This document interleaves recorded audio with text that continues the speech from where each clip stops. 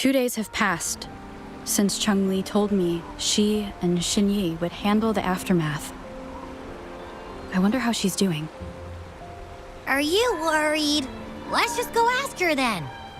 I don't know.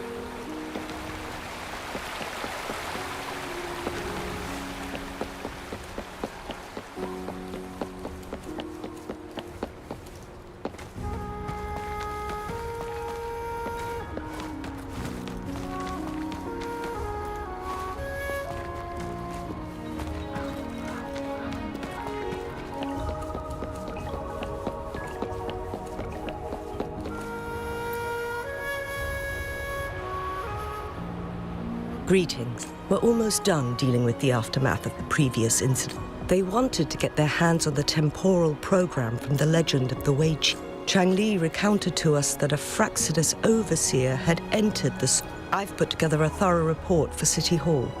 We will strengthen our defense. We parted 2 days ago on the coast. Perhaps she's just taking some time to rest and recover. Chang-Li knew you'd be worried. Meet her at the pavilion on Mount Firmament. She'll be waiting for you. She also said...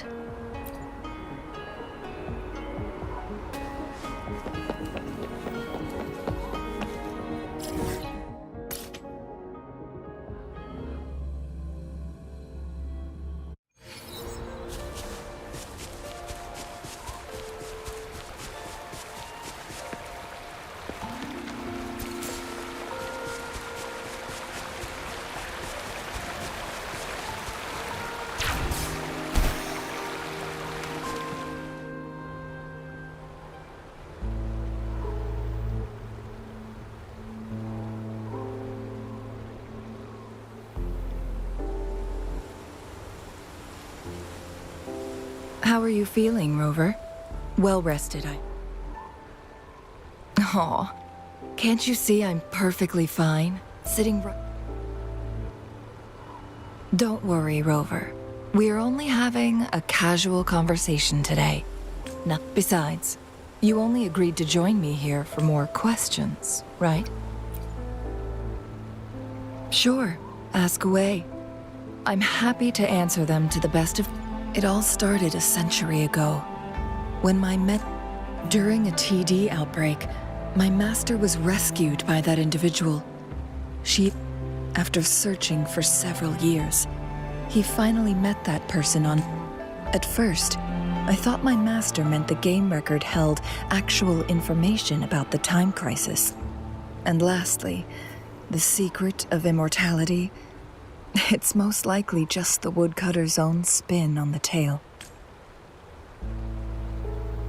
Sure, ask away.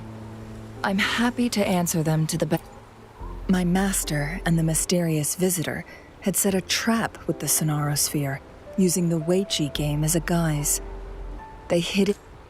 Despite the Sentinel and Mount Firmament being saved, the Fraxidus would not go down without a fight.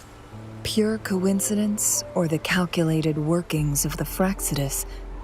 The Sentinel was already damaged when it arrived here. My master had foreseen the disasters that would befall Mount Firmament, so he created this mechanism as a precautionary measure. The Sonarosphere would devour all who attempted to enter. Precisely.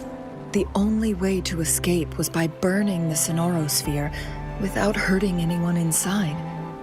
It required masterful control. That was his first goal with this Sonarosphere. Before leaving, Master entrusted me with a mission to find that individual, the one who played. After my master's passing, she would be the only one who could control the Sonarosphere. By now, you should... Yes. That's why you needed me as your wayfinder. And from the moment you arrived in Jinzhou, I had my suspicion. And finally, the Weiqi. Sure, ask away. Indeed, those memories.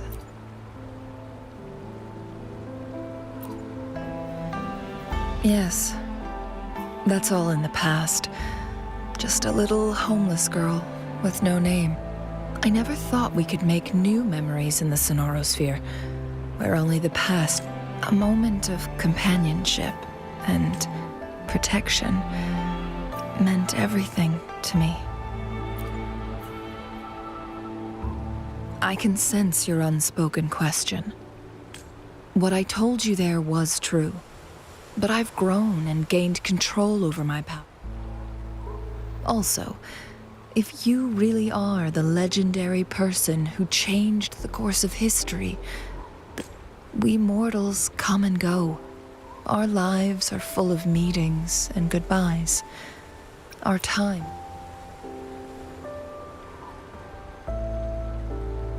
I see. Perhaps this is why it's so hard. Then, would you be willing to finish that game of Weiqi with me instead?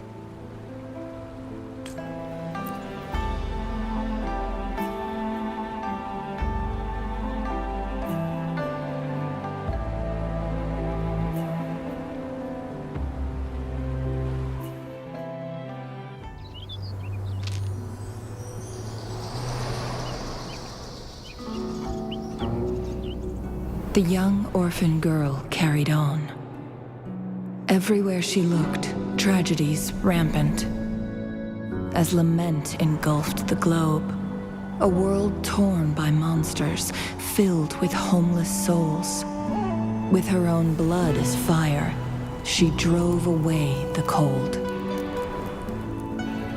And her master said, "In this tumultuous world, lives are fragile as mayflies." She couldn't exhaust herself to save those before her. But she must endure to ignite a brighter tomorrow.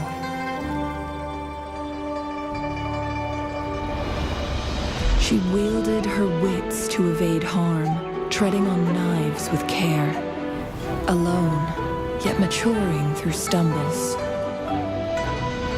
Later on, she became someone else's teacher.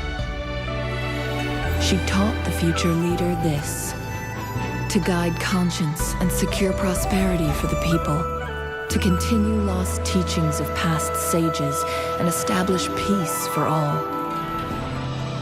I will be the torchbearer, for one person can't rid the world of chaos alone.